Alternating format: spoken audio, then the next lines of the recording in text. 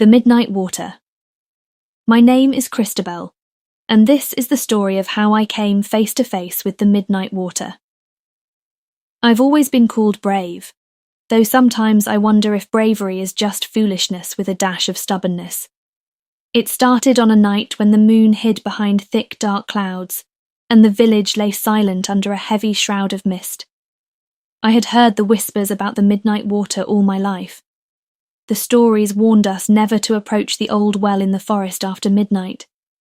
They said a dark spirit lived in its depths, one that called out to the lonely, the curious, and the foolish. But that night, something was different. The voice came to me, not in whispers like the tales warned, but as a soft, melodic song. It was faint at first, like a breeze tickling the edges of my hearing. But as the clock struck 12, the song grew louder, a haunting melody that seemed to echo in my chest. I sat upright in bed, my heart pounding. My mother always said curiosity would get me into trouble, and yet I couldn't help myself. Grabbing my lantern, I slipped out of the house. The night air was cold, and the mist swirled around me like ghostly fingers. The forest seemed alive. Shadows danced between the trees, and the song grew clearer with every step. It wasn't just a melody anymore. It was a voice, soft and sweet, calling my name. Christabel. Come closer. You're not afraid, are you? My legs trembled, but I kept walking. The well loomed ahead, its old stones slick with moss.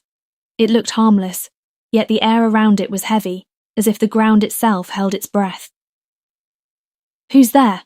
I called, my voice steadier than I felt. The song stopped, and for a moment there was silence. Then, a faint ripple appeared in the black water, followed by a whisper. You're brave, little one. But bravery can be your downfall. I stepped closer, peering into the well.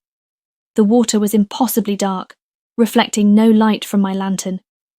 Suddenly, a pale hand shot out of the depths, clawing at the edge of the well. I stumbled back, but the hand didn't follow.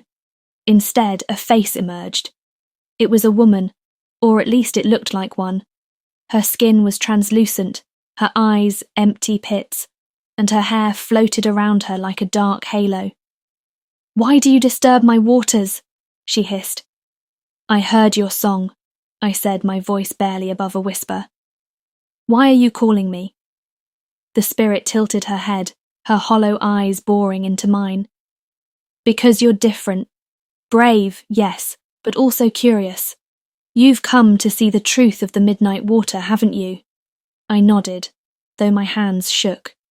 She smiled, and it was the most terrifying thing I'd ever seen. Then look. Before I could react, her hand shot out and grabbed my wrist. The world spun, and suddenly I was underwater. The cold was unbearable, seeping into my bones, and shadows swirled around me.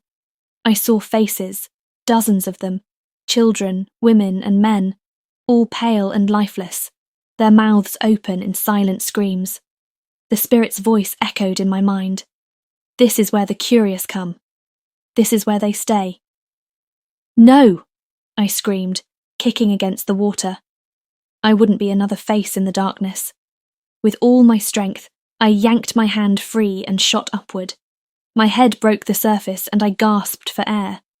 I was back by the well, my lantern flickering beside me. The spirit was gone, but her voice lingered. You escaped, Christabel, but not everyone is so lucky.